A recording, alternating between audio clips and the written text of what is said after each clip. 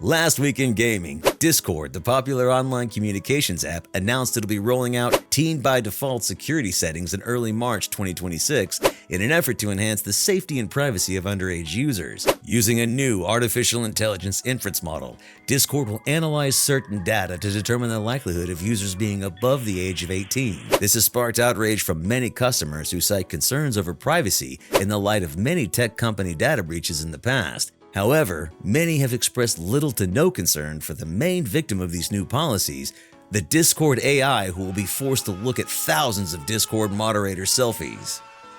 Back in October of 2022, the king of team-based hero shooters, Overwatch, was unceremoniously dethroned by its competitor, Overwatch 2. Last week, in a surprising coup d'etat, Overwatch 2 was forcibly abdicated from its throne by a new competitor. No, not that one. A brand new entry known as Overwatch. Devs have already announced an entire year's worth of content, much to the excitement of gamers, as player counts peaked to an all-time high, with enhanced augmentation on some of the female characters, as well as facial redesigns. It looks like meat's back on the menu, boys. No, not you.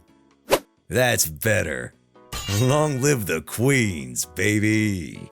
But it wasn't all sunshine and rainbows last week, as Riot Games announced significant layoffs from the team responsible for their new League of Legends-themed fighting game, 2XKO. Executive producer Tom Cannon stated that the difficult decision to shrink their team by nearly half came after witnessing the game's slowing momentum after it was released on consoles. When interviewed, one fighting game enthusiast commented, quote, "What the hell is 2XKO, and what do you mean it's been out for almost a month?" Speaking of layoffs, Wildlight Entertainment, the studio behind the seemingly ill-fated free-to-play hero shooter Highguard, has decided to fire pretty much everybody. The decision came after the game lost 80% of its player base in 24 hours, many blaming Jeff Keighley for highlighting the game at last year's annual Game Awards show. When reached for comment, Jeff Keighley stated, quote, "Fools, I am your god.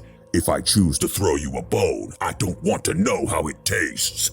And finally, following in the trend of video games to live-action movies, Sony Pictures, in conjunction with PlayStation Productions, announced a live-action Helldivers movie will go into production later this year, starring Jason Momoa.